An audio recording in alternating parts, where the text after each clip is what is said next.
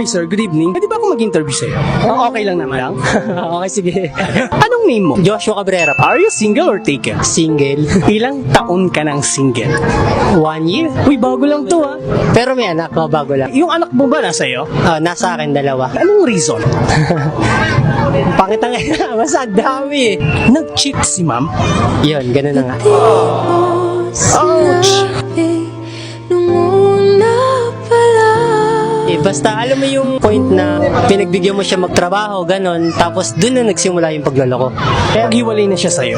O ikaw na yung paghiwalay? Totally hindi ako nakipaghiwalay. Kumbaga alam ko na yung nangyari, pero tumahimik lang ako hanggang sa parang siya na lang inantay ko. No, ang bait mo ah. Parang pinagbigyan mo siyang mag-cheat. Sa kabila nun, tinanggap mo pa rin siya. Ganun na nga. Kumbaga alam ko na may nagsabi na rin ng mga tropa, pero hindi ako naniniwala. Kumbaga gusto ko kung sa kanya manggaling. Hanggang sa yun na nga.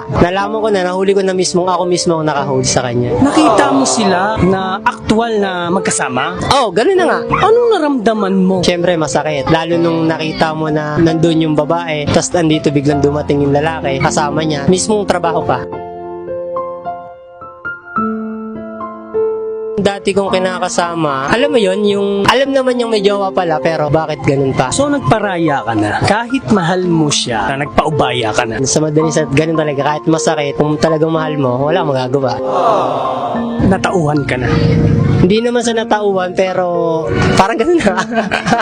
So dahil single ka for 1 year, ano mas pipiliin mo ngayon? Yung taong mahal mo o yung taong mahal ka? Mas pipiliin ko na lang yung anak ko. Kasi kontento na ako dun sa 2 anak ko. Focus na lang ako sa business, ganun. Para lang sa future ng mga anak ko. So hindi ka muna nag-open ng love sa ibang tao? Hindi na talaga ako nag-open. Wow, what a single father. So kung mapapanood niya yung video na to, yung ex mo, ano yung last message mo sa kanya? Salamat sa lahat. Kumbaga, kundi dahil sa kanya, hindi ko matututunan yung mga ganitong bagay. Nangarap ka ng buong pamilya pero nawasak. Matagal ko nang gustong pinangarap at binuong pamilya, ganun lang din pala kadaling masisira. Kumbaga sa madaling salita, matagal yung pinagsama niya. Sabihin na natin siguro mga 8 years, 5 years, pero ipagpapalit ka sa 3 minutes, ganun. Pag nahuli mo yung mga ganung pangyayari, napakasakit sobra. Totoo pala yung kasabihin na, alam mo yung bigla kang magpapatiwakal.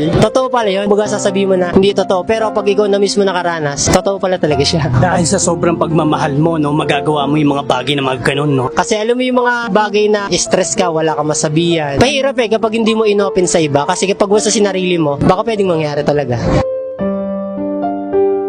So sa ngayon, ano ba yung natutunan mo sa heartbreaks mo? Number 1, wag mong ibibigay lahat na 100% na pagmamahal. Magtira ka kahit sabihin na natin 30%, 20%. Kasi kapag once na binigay mo lahat, napakahirap makamove on at may anak kayo. Kasi nandun ka na sa stage na inaabot nyo na yung pangarap nyo sa buhay. Kasi yung unti-unti mo na lang siya makukuha nung magkasama sana kayo. Kaso nga lang, wala. Hindi natin masasabi kung kasama mo siya hanggang sa pagtanda. Nice, napakagandang istorya. Thank you. At alaga